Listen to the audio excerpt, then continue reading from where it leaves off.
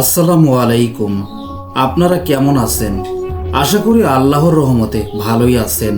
যেখানেই থাকুন সুখে থাকুন। আল্লাহ যেন আপনাদের সবসময় খুশি রাখেন, সুস্থ রাখেন, দীর্ঘ হায়াত দান করেন এবং কখনো কাউকে কারো মুখাপেক্ষী না করেন।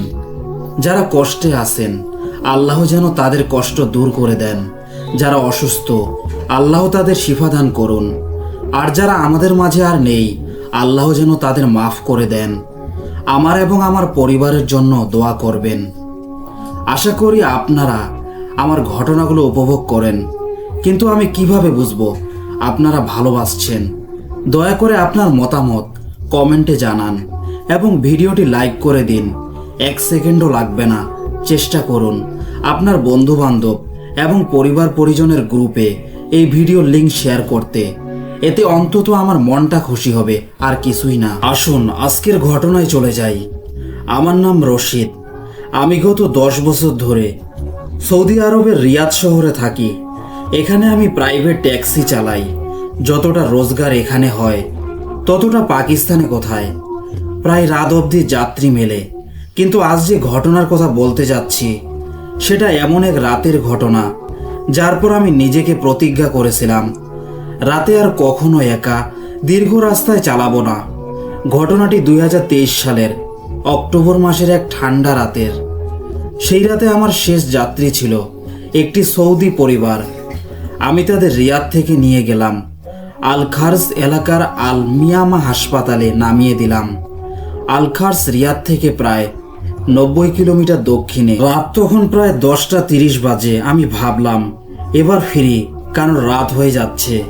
আল খার্স থেকে রিয়াদের ফেরার রাস্তার নাম তারিকুল খার্স জালসিয়া। একটা সোজা খোলা কিন্তু নির্জন রাস্তা। বিশেষ করে রাতে অনেক কিলোমিটার পর্যন্ত কোনো গাড়ি চোখে পড়ে না।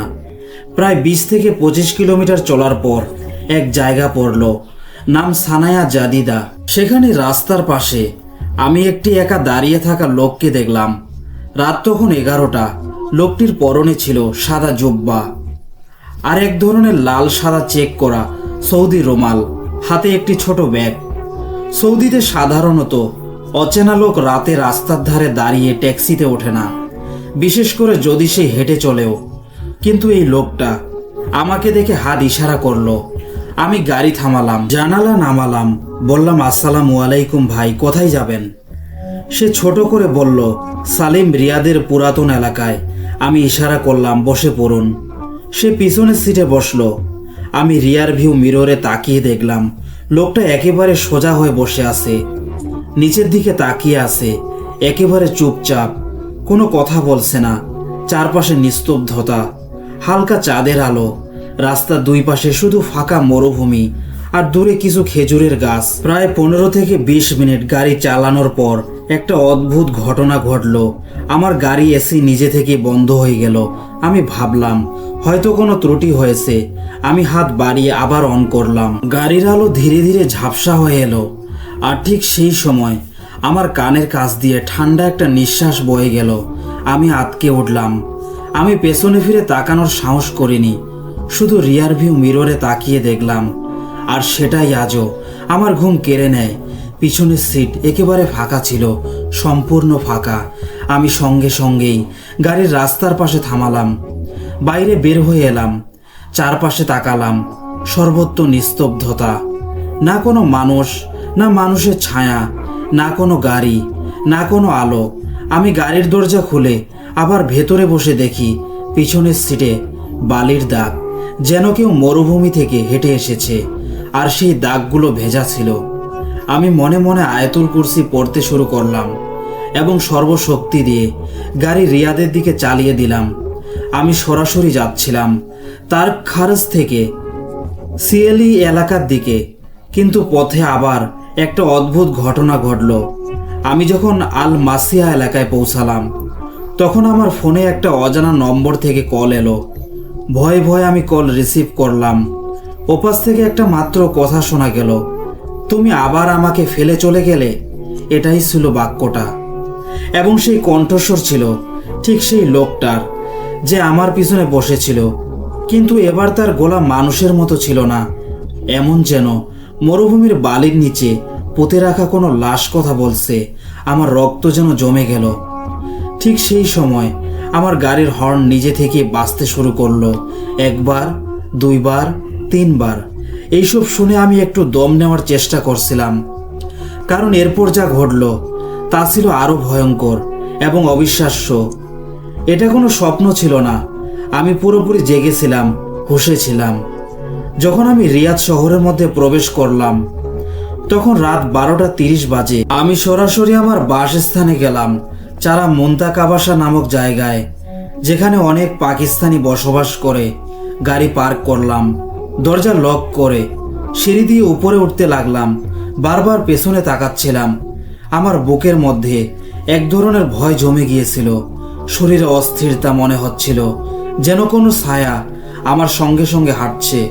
ঘরে পৌঁছে আমি অজু করলাম, 2 রাকাত নামাজ পড়লাম, তারপর বিছানায় শুয়ে পড়লাম। কিন্তু চোখে ঘুম আসছিল না। কিন্তু চোখ বন্ধ হতেই আবার একটা অদ্ভুত ব্যাপার ঘটল। আমি দেখি আমি এক বিরান মরুভূমিতে দাঁড়িয়ে আছি। বাতাসে এক অদ্ভুত শিরশির শব্দ, মনে হচ্ছিল বালু উড়ছে।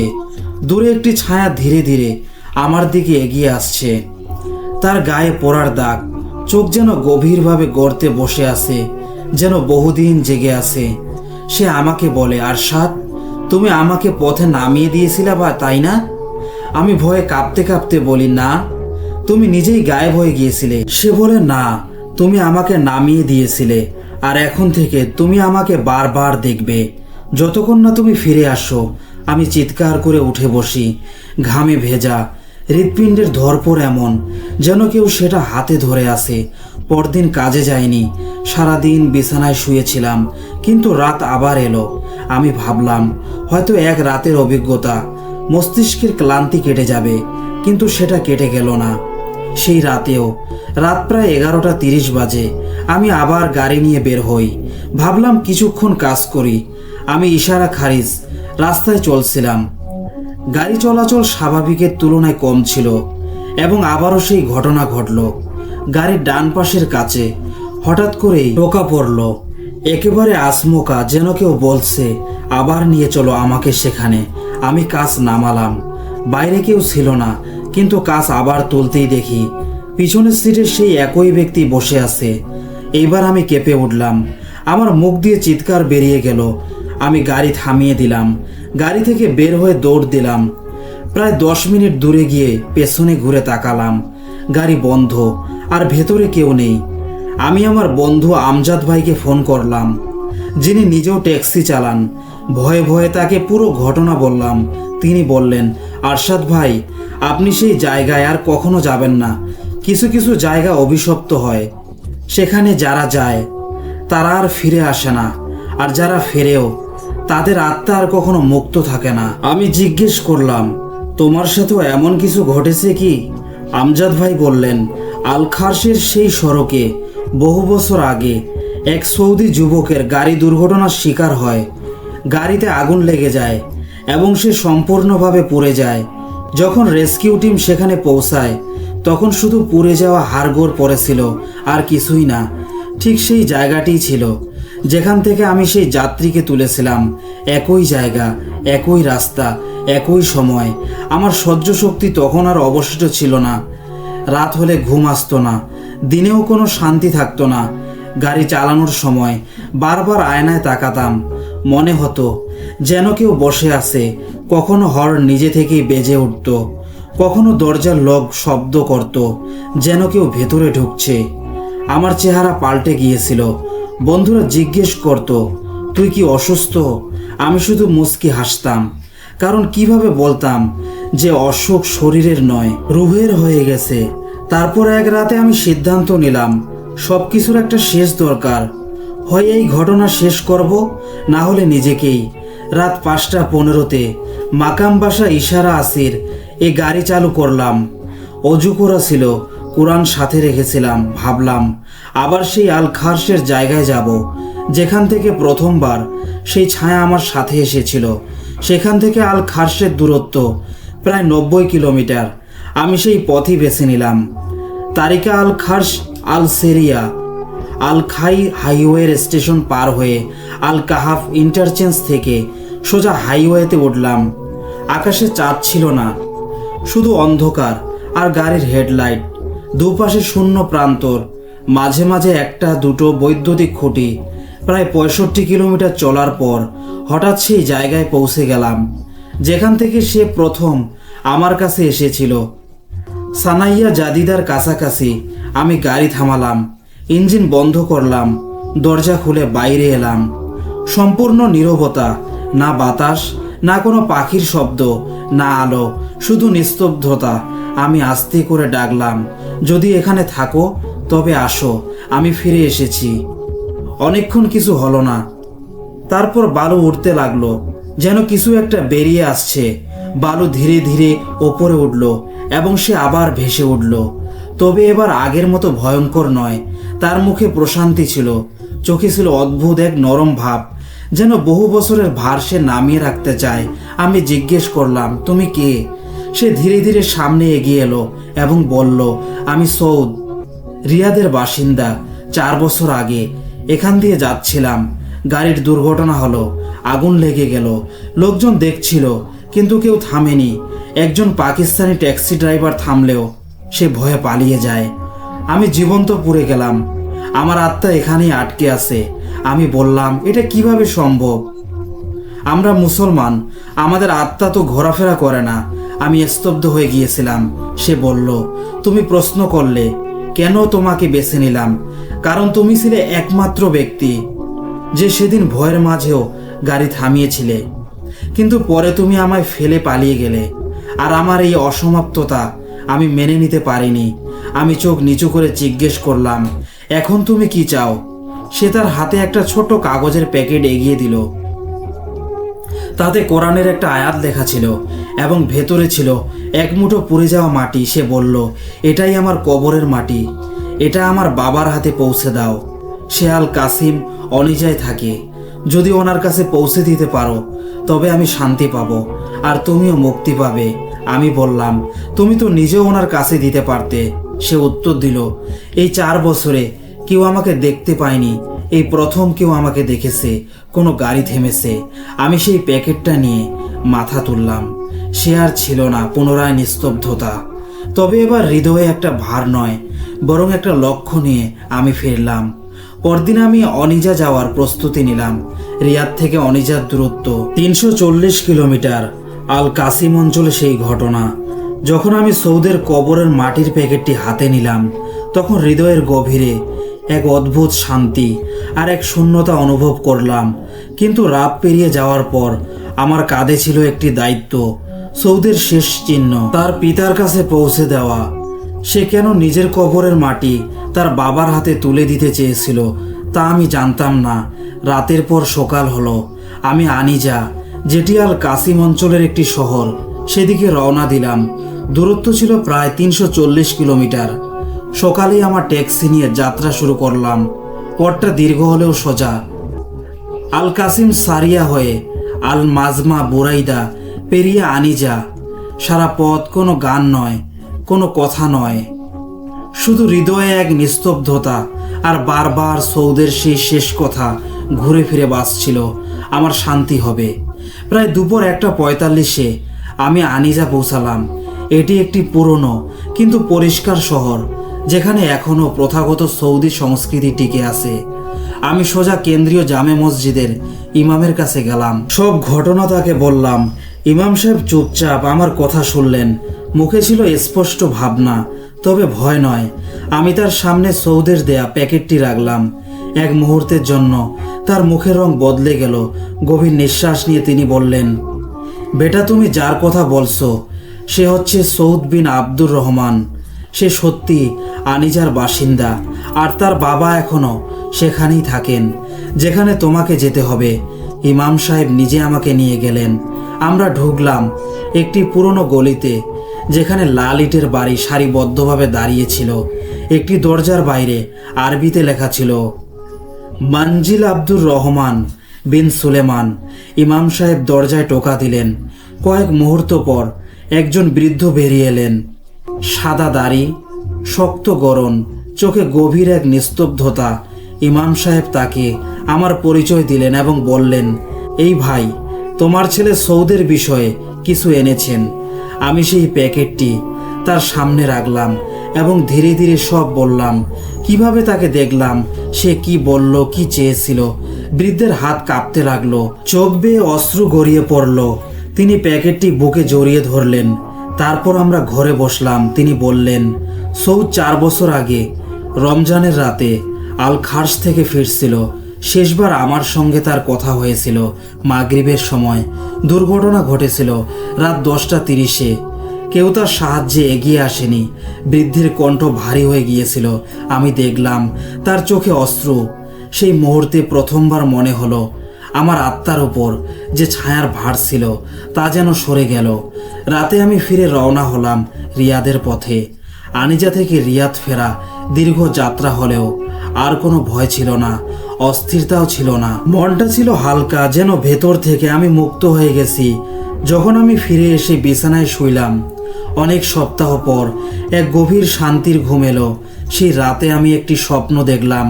এক খোলা মাঠে আমি দাঁড়িয়ে, সামনে সৌদ, সাদা পোশাকে, মুখে এক প্রশান্ত হাসি। সে বলল, আরশাদ, জাজাকাল্লাহ। আজও আমি ভাবি, এসব আসলে কি ছিল? আমার সঙ্গে কেন হলো? একজন মানুষের আত্মা কি সত্যি এতটা অস্থির হতে পারে যে সে অন্য মানুষকে দেখা দিতে পারে? এই ছিল আমার ঘটনা। যদি ভালো লাগে শেয়ার করবেন। আমি জানি অনেকেই বলবে এটি মিথ্যা, বানানো, সিনেমার মতো, কিন্তু এটা পুরোপুরি সত্যি। বাকি মানুষ তাদের মত প্রকাশে স্বাধীন, কারণ মানুষের সঙ্গে এমনটা হয়। আর যার সঙ্গে ঘটে কেবল সেই জানে এটা কেমন। সো লিসেনার্স, ঘটনাটি আপনাদের কেমন লাগলো আর ঘটনাটা কতটা সত্য হতে পারে আপনারা কমেন্টের মাধ্যমে অবশ্যই জানাতে ভুলবেন না। এবার আমরা পরের ঘটনায় চলে যাচ্ছি। আমি আপনাদের সঙ্গে একটি ঘটনা শেয়ার করতে চাই যা আমার আব্বু আমাদের শুনিয়েছিলেন। আমার আব্বু বলতেন, যখন সবাই দাদির বাড়িতে থাকতেন, সেই বাড়িটি লাহোরের সুন্নত নগরে। সে বাড়িতে 3 ভাই একসঙ্গে থাকতেন। প্রত্যেকের আলাদা আলাদা ঘর ছিল। আমাদের দাদির সেই বাড়িতে অনেক সময় অদ্ভুত শব্দ শোনা যেত। ছাদের উপর দিয়ে এমন মনে হতো যেন কেউ পায়ে ঘুঙুর পরে হাঁটছে। এক রাতে ছাদ থেকে অনেক বেশি শব্দ আসতে লাগলো। তখন আমার আব্বু ওপরে গেলেন দেখার জন্য। আমার আব্বু এমন জিনিসে তেমন ভয় পেতেন না।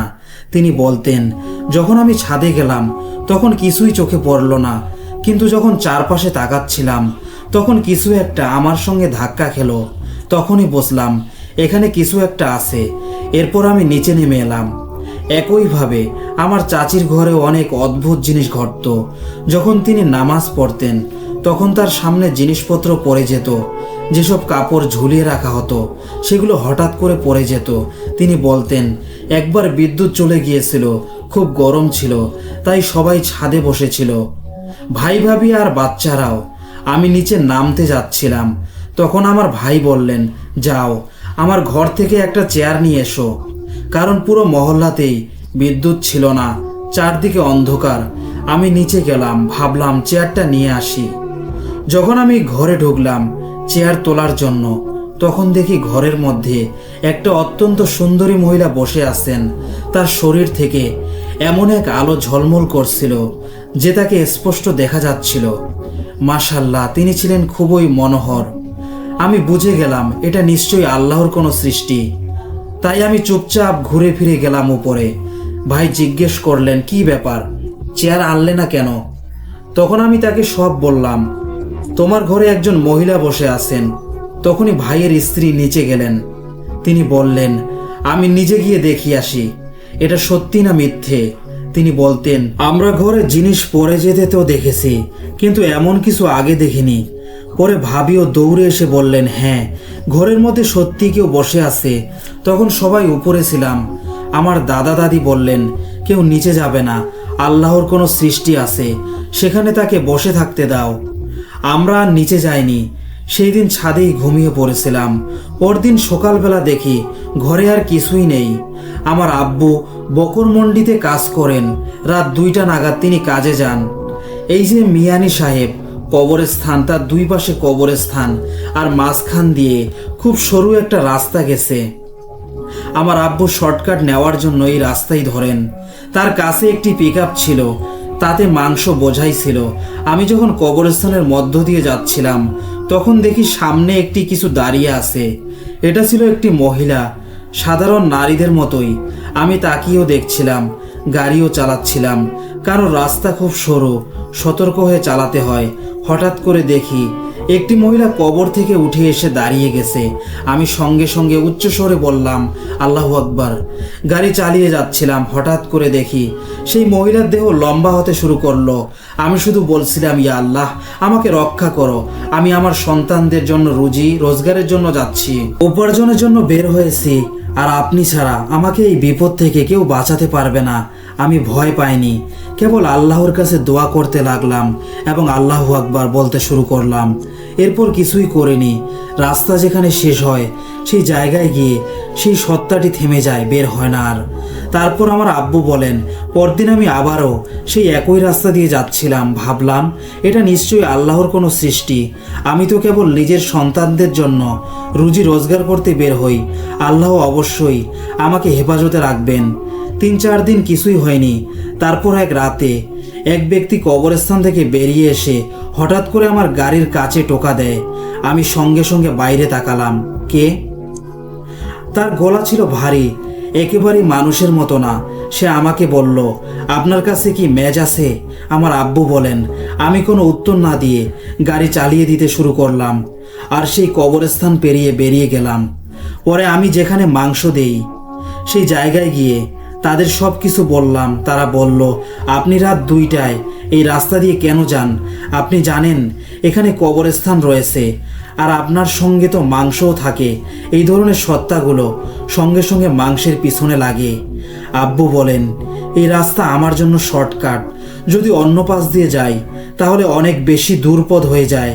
একদিন আব্বু আমার ভাইকে বললেন, স্বাদীর মাংস আছে, সেটা পৌঁছে দিতে হবে। তখন ভাই বলল, আমি পিকআপ চালাই, তুমি একটা রিক্সা নিয়ে আমার পেছনে পেছনে চলো, রিক্সায় মাংস রাখবে। সেই সময় ভাইয়ের বয়স মাত্র 17 থেকে 18 বছর ছিল। তখন আব্বু ও মামা পিকআপের সামনে সামনে যাচ্ছিলেন, আর ভাই রিক্সা নিয়ে পেছনে। তারা কবরস্থানের পাশ দিয়ে যাচ্ছিলেন। আব্বু বলেন, আমি আয়নায় দেখছিলাম শাহজাদ পেছনে ঠিকমতো আসছে কিনা। সে আসছিল ঠিকই, ধীরে ধীরে। কিছুটা এগিয়ে গেলে দেখেন রিক্সা হঠাৎ থেমে গেছে। আব্বু ভাবলেন, কেন সে রিক্সা থামিয়েছে? তিনি দাঁড়িয়ে হর্ন বাজালেন। তখনই দেখলেন ও রিক্সা ফেলে দৌড়ে কবরস্থানের রাস্তার উপরে এসে দাঁড়িয়ে গেছে। আব্বু বলেন, আমি সঙ্গে সঙ্গে পিকআপ থেকে নামলাম, দৌড়ে রিক্সার দিকে ছুটলাম। কি হয়েছে ওর? মামা ছিলেন খুব ভীতু, তারাও খুব ভয় পেয়েছিলেন। তিনি বললেন, আমাকে একা ফেলে যাবেন না। আব্বু বললেন, না, তুমি আমার সঙ্গে চলো। তারা একসাথে গেলেন। আব্বু ভাইকে জিজ্ঞেস করলেন, কি হয়েছে? ভাই বলল, আব্বু, আমি রিক্সা চালাচ্ছিলাম, হঠাৎ মনে হলো কেউ যেন পেছনে বসেছে। সে বলল, আমি পেছনে তাকিয়ে দেখলাম কিছুই নেই, কিন্তু তখনই কেউ যেন আমার গলায় নখ দিয়েছে। আব্বু বলেন, আমি ওর গলায় সত্যি নখের দাগ দেখলাম। তখন আমি নিজেও কেঁপে উঠলাম। এই ছেলে, আমি রাতের বেলায় ওকে কবরস্থানের মধ্য দিয়ে নিয়ে যাচ্ছি, আর আমাদের সঙ্গে মাংসও আছে। আল্লাহ আমাদের বাঁচিয়ে দিলেন।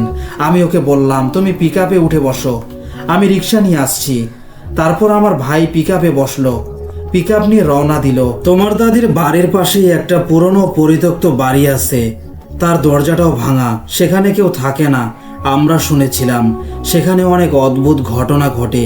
আমার আব্বু বলেন, আমি তখন নতুন নতুন একটা ট্যাক্সি কিনেছিলাম, কিন্তু সেই বাড়ির ছোট গেটের জন্য গাড়ি ভেতরে ঢোকাতে পারতাম না। তাই আব্বু বললেন, আমি গাড়িটা গলির পাশে রেখে বাইরে চারপাইয়ে ঘুমাবো। রাত তখন 12:30 হবে।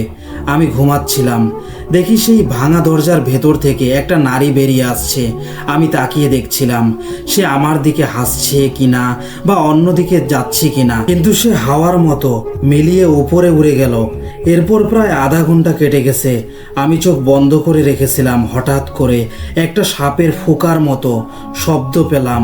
চোখ খুলে দেখি একটা সাপ আমার দিকে এগিয়ে আসছে। আমি সঙ্গে সঙ্গে চোখ বন্ধ করে ফেলি। সাপটা এসে আমার চারপাইয়ের পাশে দাঁড়িয়ে যায়। আমি চোখ না খুলে নিঃশ্বাস বন্ধ করে পড়ে থাকি। সাপটা প্রায় 30 সেকেন্ড আমাকে দেখে, তারপর সে ফিরে যায় সেই পরিত্যক্ত বাড়ির দিকেই। কিন্তু যাওয়ার সময় তার রূপ বদলে যায়। সে একেবারে ভয়ানক রূপ নিয়ে সেই বাড়ির ভিতরে ঢুকে যায়। তারপর আমি উঠে গিয়ে আব্বু আম্মুকে বললাম। তারা বললেন, আমরা আর তোমাকে বাইরে ঘুমাতে দেব না। কিন্তু আমি বললাম, না, কিছু হবে না, আল্লাহ খেয়াল রাখবেন। এরপর আমি গাড়ির ভেতরে গিয়ে ঘুমালাম। জানালার কাজ একটু নামিয়ে রাখলাম। পরদিন আমার মা বাবা বললেন, তুমি বাইরে ঘুমাবে না, গাড়ি রাখার আরেকটা ব্যবস্থা করো। ওই বাড়িতে আরও অনেক অদ্ভুত ঘটনা ঘটতো। এই ছিল আমার আব্বুর ঘটনা। যদি ভালো লাগে তাহলে অবশ্যই শেয়ার করবেন। অনেক ধন্যবাদ ঘটনাটি শোনার জন্য। এখন আরেকটি ঘটনায় চলে যাই এবার আমরা। যদিও আমি খুব অবাক হই যখন দেখি অনেকে মুসলিম হয়েও জিনের উপর বিশ্বাস করে না, অথচ কোরআনে তো পুরো একটা সূরা জিন আছে। তবুও অনেকে বলে এসব কিছুই সত্যি নয়। আমি নিজেও হয়তো বিশ্বাস করতাম না যদি নিজের জীবনে এসব ঘটনার সম্মুখীন না হতাম। ঘটনাটা এমন, তখন আমি অনেক ছোট ছিলাম। এখন আমরা ইসলামাবাদে থাকি। আমার নাম মোলাইকা। আগে আমরা করাচিতে থাকতাম। আমি করাচিতেই জন্মেছি। আমার বাবার ছোটবেলাও করাচিতে কেটেছে। তখন আমি 7-8 বছর বয়সী ছিলাম। তবু অনেক কিছু মনে আছে। এখন যখন একটু বড় হয়েছি বুঝতে পারি আমাদের সঙ্গে ঠিক কি ঘটেছিল। আমাদের বাড়ি করাচিতে ছিল, ঠিক কোথায় মনে নেই। আমরা নতুন করে সেই বাড়িতে উঠিনি, বরং অনেক দিন ধরেই থাকছিলাম। কিন্তু আমাদের জানা ছিল না সেই বাড়ির ভেতরে জিন ছিল। আমাদের জীবন একেবারেই স্বাভাবিক চলছিল। বাড়িটা ছিল 3 তলা বিশিষ্ট। আমরা ওপরের তলায় থাকতাম। একদিন একদম সাধারণ দিনের মতোই ছিল। আমার 2য় নম্বরের বোন টয়লেটে গিয়েছিল। তখন তার বয়স 15। সে টয়লেটে ঢুকে দেখে একজন 15 বছর বয়সী মেয়ের মতো একটি মেয়ে দাঁড়িয়ে আছে। তার পিঠটা ছিল বোনের দিকে, মুখটা ছিল অন্য দিকে। আমার বোন তার মুখ দেখেনি, কারণ সে একেবারেই হতবাক হয়ে গিয়েছিল। সে কিছু বলেনি, শুধু পিছনে ঘুরে যায়। তখন আমার মা বিছানায় বসে কোরআন তেলাওয়াত করছিলেন। আমার বোন মায়ের কোলে গিয়ে সে পড়ে গিয়েছিল এবং অজ্ঞান হয়ে গিয়েছিল। এটা স্পষ্ট ছিল যে এটা দেখে আমার মায়েরও মন খারাপ হয়ে গিয়েছিল। তিনি চিৎকার করতে শুরু করলেন। তখন আমার বাবা অন্য রুম থেকে এসে তার মুখে পানি ছিটালেন। যখন সে হোশে এলো তখন সে বলল, হ্যাঁ, আমার বাথরুমে একটা মেয়ে দেখেছি। আমরাও সবাই বেশ অবাক হয়ে গেলাম। এরপর থেকে অনেক অদ্ভুত ঘটনা ঘটতে লাগলো। তখন আমার পিতামাতা তাদের উপেক্ষা করতে পারলেন না। আমার বাবা একজন আলিমকে ডেকেছিলেন। তিনি এসে বাড়িটা পরিদর্শন করলেন এবং আমাদের জানালেন যে শুধু একটা জিনই নয়, বরং প্রায় 20টি জিন্নাত এই বাড়িতে থাকে। আমাদের বিশ্বাস হলো না, কারণ সবাই মনে করে মাওলবী বা মোল্লারা মিথ্যা কথা বলেন। আমরা বললাম, ওরাও হয়তো মিথ্যা বলছেন, কারণ আমরা কখনো এসব অনুভব করিনি। আমাদের মালিকানাধীন বাড়ি ছিল এবং মামা বাবারও ছিল। আমরা তাদেরকে বললাম আমাদের মেয়ে বাথরুমে এমন কিছু দেখেছে। আমরা অনেক দিন ধরে এখানে থাকি। যদি সত্যি এমন কিছু হতো তো সবাই আমাদের আগে থেকে বলতো। মালিকও কখনো কারো কাছে এসব কথা বলেনি, যাতে প্রতিবেশীদের মাঝে গুঞ্জন না হয়, কারণ কেউই পছন্দ করে না যে তাদের বাড়িতে জিন থাকে। এরপর তারা মা বাবার কাছে ক্ষমা চাইলেন এবং বললেন, হ্যাঁ, এই বাড়িতে এমন একটা আছে, কিন্তু আমরা কাউকে জানাইনি। তারা বলল, এরা ক্ষতিকর জিন্নাত নয়, আমরা অনেক দিন ধরে তাদের সঙ্গে আছি। তারা আরও বলল, আমরা কাউকে জানাইনি, কারণ তাহলে বাড়ি ভাড়া দেওয়া সম্ভব হতো না। তারা জানালেন তাদের আগে এখানে একজন বুড়ো আলিম থাকতেন।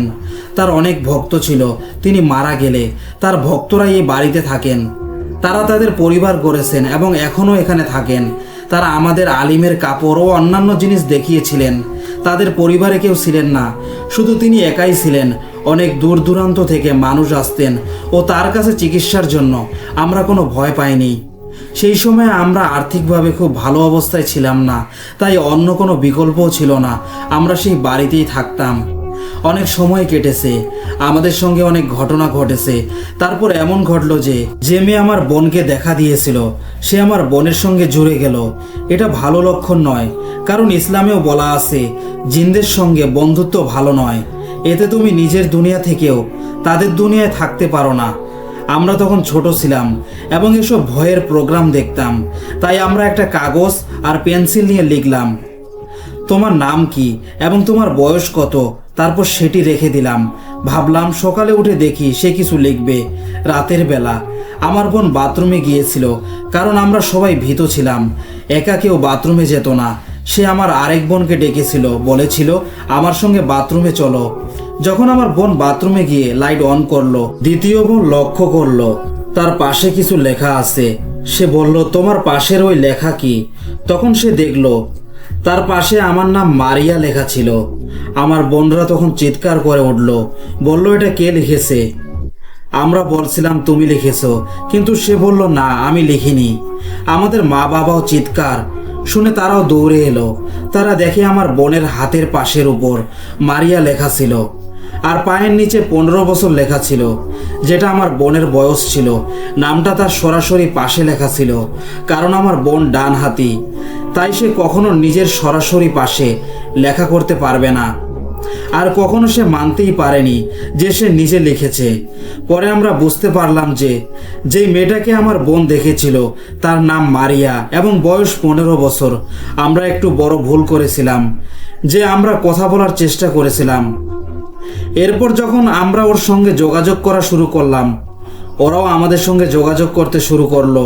আমাদের বাড়িতে 2 বাথরুম ছিল, একটা অতিথি ঘরে আর একটা আমাদের রুমে। দিনে শতবার দরজা বন্ধ করলেও সেটা খুলে যেত, আর যখন আমরা বিছানায় বসে থাকতাম দরজার তালা নিজে নিজে খুলে যেত এবং দরজা পিছনের দিকে নিজে নিজে চলে যেত। আমরা এত অভ্যস্ত হয়ে গিয়েছিলাম যে বসে থাকলেও বাথরুমের দরজা খুলে যেত, কিন্তু আমাদের ভয়ের কিছু হতো না। আমার মা রান্না করতেন, চুলার আঁচ ধীরে ধীরে বাড়তো এবং খাবার পুড়ে যেত। এ ধরনের অনেক ঘটনা ঘটতো। যেহেতু ওরা আমার বোনের সঙ্গে খুব জড়িয়ে ছিল, তাই আমার বোনের সঙ্গে অনেক ঘটনা ঘটতো। একবার সে একটা স্বর্ণের দোকানে গিয়েছিল। আমার বোন একটা স্বর্ণের লকেট পছন্দ করলো, মায়ের কাছে জোর করলো যেন সেটা কিনে দেয়। মা বললেন আমি তোমাকে কিভাবে কিনে দিতে পারি। মা তাকে শান্ত করে সঙ্গে নিয়ে চলে গেলেন। ফেরার পথে আমার বোন রিকশায় বসেছিল, তখন তার কোমরে তীক্ষ্ণ ব্যথা হচ্ছিল। মা জিজ্ঞাসা করলেন কি হলো? সে বলল মা, আমার দোপাট্টা একটা গিঠির মতো বসানো আছে, যা এত শক্ত ছিল যে মা খুলতে পারেননি। ফিরে বাড়িতে এসে বাবাকে দেখালো। বাবা চেষ্টা করে সেটি খুললেন। ভিতরে সেই স্বর্ণের লকেট ছিল যা আমার বোন পছন্দ করেছিল। মা অনেক বেশি চমকে গেলেন, বলেন যদি আমি এটা ফেরত দিতে চাই তারা আমাদের চুরির অভিযোগ করবে। একদিন আমরা সেই বোনের সঙ্গে কথা বলছিলাম যে আমরা কিছু চিপস খাবো, দোকান থেকে নিয়ে আসো। যখন সে দোকানে গেল, দোকান বন্ধ ছিল। আমরা ফিরে এলাম, তখন আমাদের পছন্দের চিপসগুলো সিঁড়ির কাছে পড়েছিল আর টাকা শপারের ভেতরেই ছিল। আমরা তখন ছোট ছিলাম। এ ধরনের ঘটনা আমাদের খুশি করত, কিন্তু বাবা মা ছোট ছিলেন না। তারা এ নিয়ে অনেক ভয় পেতেন এবং আমাদের অনেক ধমক দিতেন। আমাদের মা চেষ্টা করতেন সবাইকে বোঝাতে এখন থেকে এমন কাজ করবে না। আমরা 4 বোন মিলে একবার লুকোচুরি খেলছিলাম। আমাদের একটা স্টোর রুম ছিল যা ড্রাই রুমের সঙ্গে যুক্ত ছিল। সেখানে পরিবারের সব কাপড় রাখা হতো। আমি ছোট, একবার দেখলাম বড় বোন ওই রুমে গেছে, তখন আমি তাকে অনুসরণ করলাম। আমি আমার বোনকে খুঁজতে সেই রুমে ঢুকলাম। সেখানে অনেক কাপড় ঝুলছিল। আমি একটা সুটকেস খুললাম, তখন দেখলাম আমার বোন সেখানে বসে আছে আর হাসছে। আমি বললাম আসো তো, আমি তোমাকে ধরে ফেলেছি। কিন্তু যখন আমি বাইরে গেলাম তখন আমার বোন বাইরে দাঁড়িয়েছিল। এখন ভাবি যদি এমন ঘটনা আবার ঘটে, আমি তো ভয়ে মরতাম। কিন্তু তখন আমরা ছোট ছিলাম, তাই খুব ভয় পাইনি। আমি ওকে বললাম তুমি তো ভিতরে ছিলে। সে বলল না, আমি বাইরে ছিলাম। আমি আবার সুটকেসে দেখলাম, তখন সে আর সেখানে ছিল না। এই ঘটনাটি আমাকে খুব ভীত করেছিল। আমি আমার বোনের মতো দেখতে একটি মেয়েকে দেখেছিলাম, কিন্তু তখন আমি তেমন গুরুত্ব দেইনি এবং খেলা চালিয়ে দিলাম। আর তারা সত্যি আমাদের সঙ্গে খেলতো, কারণ তাদেরও সন্তান ছিল। তবে অনেক নেতিবাচক ঘটনা আমাদের সঙ্গে ঘটতে লাগলো। আমার বড় বোন প্রতিদিন মাগরিবের সময় যখন আজান হতো জোরে জোরে কাঁদতে শুরু করত, কোনো কারণ ছাড়াই। সে সিঁড়িতে বসে ঘন্টার পর ঘন্টা কাঁদতো। যখন জিজ্ঞেস করতাম তুমি কেন কাঁদছো, সে বলতো আমি নিজেও জানি না কেন কাঁদি। আমরা বুঝতে শুরু করছিলাম যে কিছু ভুল হচ্ছে, এটা আমাদের কাছে স্বাভাবিক কিছু নয়। আমাদের বাড়ির পাশে আরেকটা বাড়ি ছিল, এক ধরনের হাভেলি বলতে গেলে। সেটার ছাদ অনেক বড় ছিল, আর আমাদের রুমের জানালা থেকে সেটি দেখা যেত।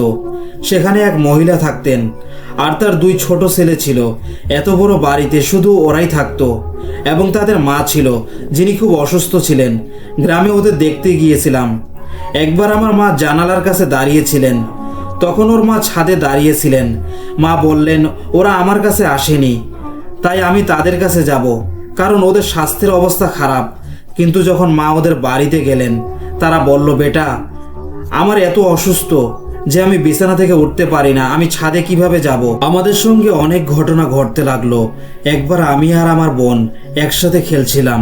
আমাদের কাছে একটা বিড়াল ছিল, যা বাইরে থেকে আসতো, কিন্তু ও আমাদের বাড়ির খাবার খেত এবং আমাদের বাড়ির একটা বড় লেটার বক্সে যেত, যেখানে ও বাথরুম করত। এটা একটা ভারী বালির টব ছিল, যা আমার মামা আর বাবা বাইরে নিয়ে যেত পরিষ্কার করার জন্য। একদিন আমাদের বাড়িতে আরেকটি বিড়াল এসেছিল, যা আমাদের প্রতিবেশী ছিল। তারা বলেছিল, তুমি একদিনের জন্য এটা দেখাশোনা করো, আমি শহর থেকে বাইরে যাচ্ছি। আমরা ওকে সঙ্গে রেখেছিলাম। একদিন আমরা ওর সঙ্গে খেলছিলাম, আর ওর বাচ্চাদের সঙ্গেও। যখন বিড়াল আমাদের বাড়িতে আসতো, উপরে লাফ দিয়ে আসতো, আমরা দেখলাম ও হাঁটার সাথে সাথে সাইজ বেড়ে যাচ্ছে। যখন ও বিড়ালটিকে দেখলো, কাছে গেল। যত কাছে গেল, বিড়ালটিও বড় হতে লাগলো। শেষমেশ তারা দুজনেই মানুষের সাইজের মতো বড় হয়ে গেল। আমরা বোনেরা একে অপরকে দেখলাম, বুঝতে পারতেছিলাম না আমাদের চোখের সামনে কি ঘটছে, কিভাবে এত বড় হয়েছে। আমরা দেখলাম একটি বিড়াল টবের ভিতরে গেল। ও এত বড় ও ভারী হয়ে গিয়েছিল। যখন ওই টবে আমি আমার এক পা ঢুকালাম, তখন সেটি উল্টে গেল এবং খুব ভারী হয়ে গিয়েছিল। সেই বিড়াল টানাটানি করতে করতে আবার ছোট হয়ে গেল। কিন্তু আরেকটা বিড়াল ছিল, ও ভীষণ বড় হয়ে গিয়েছিল, একদম মানুষের মতো। ও দেওয়ালের ওপর থেকে লাফ দিয়ে বাইরে চলে গেল। জিন সম্পর্কে যারা জানে, তারা জানে যে জিন্নাতদের মিষ্টি খুব পছন্দ। আমাদের বাড়িতে যখন মিষ্টি আসে, তা অনেক সময় অদৃশ্য হয়ে যায়। আমার বাবা মিষ্টি অনেক পছন্দ করেন। একবার বাবা কিশমিশের বড় প্যাকেট নিয়ে আসলেন, হয়তো 2 বার এনেছিলেন, কিন্তু সেটি হারিয়ে গিয়েছিল। একবার বাবা বিরক্ত হয়ে বললেন, আমি এই কিশমিশের প্যাকেটটি ফিরিয়ে দিতে চাই। আপনি বিশ্বাস করবেন, এই কিশমিশ প্যাকেটটি তার সামনে একদমই অদৃশ্য হয়ে গেল এবং মাটিতে পড়ে গেল। আমরা এ ধরনের ঘটনাগুলোর অভ্যস্ত হয়ে গিয়েছিলাম। তারপর একসময় আমাদের বাড়ির কথা চারদিকে ছড়িয়ে পড়ল যে আমাদের বাড়িতে জিন্নাত বাস করে। আমাদের এক চাচি আমাদের বাড়িতে এলেন। তিনি বললেন, তোমরা মিথ্যে বলছো, তোমাদের বাড়িতে কোনো জিন নেই, এরকম কিছু হয় না। তার কাছে একটি ওয়ালেট ছিল। তিনি বললেন, আমি এখন ব্যাংক থেকে 10,000 টাকা তুলেছি, এটা আমার পায়ের নিচে রেখে এসেছি, তোমরা দেখাও এটা বের করতে পারো কিনা। তিনি বলেন, এটা আমার পায়ের নিচে আছে। তিনি যখন বাড়ি ফিরলেন, ওয়ালেট খুলে দেখলেন সেখানে থাকা 10,000 টাকা হারিয়ে গিয়েছিল। তখন 12 থেকে 15 বছর আগে। এই টাকা অনেক বড় অঙ্কের ছিল। তিনি অনেক কাঁদতে কাঁদতে ফোন করলেন এবং বললেন, আমার টাকা ফেরত দিন। আমাদের বাবা তখন বাথরুমে হাত ধুতে গিয়েছিলেন, ওখানে ওয়াশিং মেশিনের ওপর ওই টাকা পড়েছিল। বাবা বললেন, টাকা বাথরুমে ছিল। তারপর তিনি বললেন, আমি তোবা করলাম, এবার থেকে আমি তোমাদের বাড়িতে আসব না। যেমন আমি শুরুতেই বলেছি, আমাদের সঙ্গে থাকা জিন মুসলমান ছিল। তারা প্রতি সকাল ফজরের নামাজের সময় আমাদের বাবা মাকে উঠিয়ে দিত। আমরা 4 বছর ওই বাড়িতে থেকেছি। সেই 4 বছরে এমন কোনো দিন হয়নি যখন ফজরের সময় বাবা মাকে নামাজের জন্য না তোলার ঘটনা ঘটেছে। তারা বাবা মার পায়ে হাত রেখে ঘুম থেকে তুলতো। আমরা যতদিন সেখানে থেকেছি, তারা কখনো নামাজ মিস করতে দেয়নি। আমাদের সঙ্গে তাদের অনেক প্রকার বন্ধুত্ব গড়ে উঠেছিল। একবার এমন ঘটনা ঘটলো, আমার বোনেরা বিয়েতে যাচ্ছিল। আমার ফুপুর কাজিনের মেয়ের বিয়ে ছিল। করাচি থেকে আপতা যেতে হতো। আমার 2 বড় বোন সাজসজ্জা করছিল, ছোট বোনও জিদ করছিল আমিও যেতে চাই। মা বললেন, তুমি যাবে না, তুমি ছোট, তুমি আমার সঙ্গে থাকো। ছোট বোন অনেক জিদ করলো। মা রাগ করে তাকে একটা সুটকেস বানিয়ে দিলেন এবং বললেন, যদি সেখানে গিয়ে কাঁদো তাহলে আমাকে ফোন করো না। ছোট বোন খুব উত্তেজিত ছিল। যখন যাওয়ার সময় এলো, গাড়ির নিচে ছিল সুটকেস, আর যেসব জিনিস ছিল তা রেখে দিয়েছিল। কিন্তু আমার ছোট বোনের সুটকেসটি আর পাওয়া গেল না। আমরা পুরো বাড়ি খুঁজেছিলাম, কিন্তু কিছুই পাওয়া গেল না। যেহেতু তার জামা কাপড় ছিল সুটকেস ছাড়া, সে বিয়েতে যেতে পারেনি। আমার 2 বোন বিয়েতে চলে গেলেন, আর আমরা যখন ঘরে ফিরে এলাম তখন সুটকেসটি ঠিক মাঝখানে পড়েছিল। ওরা লুকিয়ে রেখেছিল যেন সে ওখানে না যায়, কারণ আমার মায়ের অনুমতি ছিল না। যেমনটি আমি আগে বলেছিলাম, আমাদের আর্থিক অবস্থা তখন খুব ভালো ছিল না।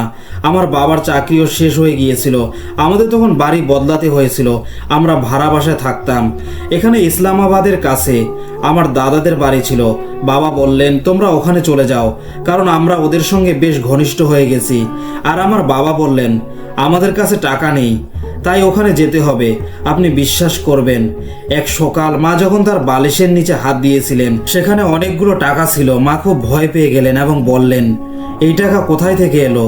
তিনি দ্রুত নিচে গিয়ে আমাদের প্রতিবেশীর আন্টির কাছে গিয়েছিলেন এবং বলেছিলেন, এই টাকা আমার বালিশের নিচে ছিল। ওই বাড়ির মালিক মহিলা উঠে বললেন, ওটা আমার টাকা। আমার ছেলে ব্যাংক থেকে রাতের দিকে টাকা তুলেছিল, তার বেতন এসেছে। আমি সেটা আমার লকারে রেখেছিলাম এবং রাতেই তালা দিয়েছিলাম। আমার মা বললেন, এটা নিশ্চিত সেই জিনদের কাজ। এরপর মা অনেক অসন্তুষ্ট হয়ে বললেন, আমি চাই না তোমরা আমার কাছে চুরি করে টাকা নিয়ে আসো। তোমরা মুসলিম, এমন কাজ কি করে করতে পারো? শ্রোতারা হয়তো ভাববে এটা গল্প বা মিথ্যা। একবার ঈদে আমাদের 4 বোনকে ঈদি হিসেবে 1000 টাকা করে দেওয়া হয়েছিল। সেই টাকা সবাইকে বালিশের নিচে পাওয়া গিয়েছিল। আমরা জানতাম না টাকা কোথা থেকে এলো। আমাদের ইসলামাবাদের বাড়িতে চলে যাওয়ার পরিকল্পনা ছিল, কিন্তু অনেক বাধা হচ্ছিল এবং আমরা সেই বাড়িতে যেতে পারতেছিলাম না। তারা চায়নি আমরা ওই বাড়ি ছাড়ি। আমরা খুব কষ্টে ওই বাড়ি থেকে বের হতে পেরেছিলাম। আমরা চাইনি এই জিন আমাদের সঙ্গে যুক্ত হয়ে যাক। তাই আমরা এক মৌলবীকে ডাকলাম, তাকে বললাম, আমরা বাড়ি বদলাচ্ছি, চাই না এই জিন আমাদের সঙ্গে যায়। মৌলবী বাড়িতে এসে পুরো বাড়িতে রুহানি তাবিজ করলেন। আমি মনে রাখি, আমার চোখের সামনে বাড়ি থেকে ধোয়ার মতো কিছু বেরিয়ে এসেছিল। তিনি বললেন, ভয়ের কিছু নেই, ওরা তোমাদের সঙ্গে যাবে না। এটাই ছিল ঘটনা। লিসেনার্স, আশা করি আজকের ঘটনাগুলো আপনাদের ভালো লেগেছে। ঘটনাগুলো পছন্দ হলে ভিডিওটি লাইক করতে ভুলবেন না। যদি চ্যানেলে নতুন হন তাহলে সাবস্ক্রাইব করে ফেলেন, বেল আইকন প্রেস করে নোটিফিকেশন অন করে দেন। এতে করে আপনারা আমার ইউটিউব ফ্যামিলির অংশ হয়ে যাবেন এবং আমার নতুন ঘটনার নোটিফিকেশন পাবেন। সবাই ভালো থাকবেন। আবার দেখা হবে আরেকটি ইন্টারেস্টিং ঘটনার জন্য।